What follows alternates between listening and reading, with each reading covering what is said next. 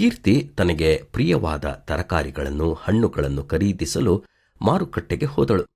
ಅವಳು ಎಲ್ಲಾ ಬೆಲೆಗಳನ್ನು ನೋಡಿ ಚೌಕಾಸಿ ಮಾಡಲು ಪ್ರಾರಂಭಿಸಿದಳು.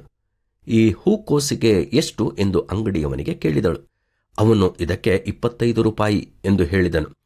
ಅದಕ್ಕೆ ಆಕೆ, ಏನು 25 ರೂಪಾಯಿ, ಬಹಳ ಜಾಸ್ತಿ ಆಯಿತು, ನನಗೆ ಇದನ್ನು 20 ರೂಪಾಯಿಗೆ ಕೊಡು ಎಂದು ಹೇಳುತ್ತಲೇ ಬೇರೆ ಅಂಗಡಿಯ ಕಡೆಗೆ ನಡೆದಳು. ಅಂಗಡಿಯವನು ತನ್ನ ವ್ಯಾಪಾರ ತಪ್ಪುವುದು ಎಂದು ತಿಳಿದು ಆಕೆಯನ್ನು ಕರೆದು ಅದನ್ನು ಅವಳು ಹೇಳಿದ ಬೆಲೆಗೆ ಕೊಟ್ಟನು. ಇನ್ನೊಂದು ದಿನ ಅವಳು ಆನ್ಲೈನ್ನಲ್ಲಿ ಆಹಾರವನ್ನು ಆರ್ಡರ್ ಮಾಡಿದಳು.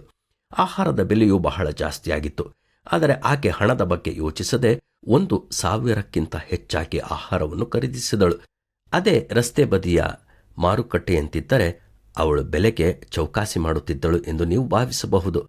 ಆದರೆ ಇಲ್ಲ, ಆ್ಯಪ್ನಲ್ಲಿ ಯಾವ ಬೆಲೆ ತೋರಿಸಿದರೂ ಅವಳು ಅದನ್ನು ಕೊಂಡು ಆಹಾರವನ್ನು ಆನಂದಿಸುತ್ತಿದ್ದಳು. ಸಾಮಾನ್ಯವಾಗಿ ಎಲ್ಲರಲ್ಲಿಯೂ ಈ ಸ್ವಭಾವ ಇರುತ್ತದೆ. ನಾವು ತಪ್ಪಾದ ವಿಷಯಗಳಿಗಾಗಿ ಚೌಕಾಸಿ ಮಾಡುತ್ತೇವೆ ಮತ್ತು ಅಗತ್ಯವಿಲ್ಲದ ವಸ್ತುಗಳಿಗೆ ದೂರು ಹೇಳದೆ ಪಾವತಿಸುತ್ತೇವೆ. ಬಟ್ಟೆ, ಆಹಾರ ಮತ್ತು ಸ್ನೇಹಿತರೊಂದಿಗೆ ಹಣ ಖರ್ಚು ಮಾಡುವುದು, ಈ ರೀತಿಯಾದ ಕಾರ್ಯಗಳಿಗೆ ನಾವು ಯಾವ ದೂರನ್ನೂ ನೀಡುವುದಿಲ್ಲ. ಆದರೆ ದಿನನಿತ್ಯದ ಅಗತ್ಯಗಳನ್ನು ಪೂರೈಸಲು ಕಷ್ಟಪಡುವ ಜನರೊಂದಿಗೆ ನಾವು ಚೌಕಾಸಿ ಮಾಡುತ್ತೇವೆ. ಸದಾಚಾರವನ್ನು ಅಭ್ಯಾಸ ಮಾಡಿರಿ, ನ್ಯಾಯನಿರತರಾಗಿರಿ, ಹಿಂಸಕನನ್ನು ತಿದ್ದು ಸರಿಪಡಿಸಿರಿ, ಅನಾಥನಿಗೆ ನ್ಯಾಯ ತೀರಿಸಿರಿ, ವಿಧವೆಯ ಪಕ್ಷವಾಗಿ ವಾದಿಸಿರಿ ಎಂದು ಬೈಬಲ್ ಹೇಳುತ್ತದೆ. ನಾವು ಹೇಗಿರುವೆವು? ನ್ಯಾಯವಂತರಾಗಿ ಜೀವಿಸೋಣವೇ?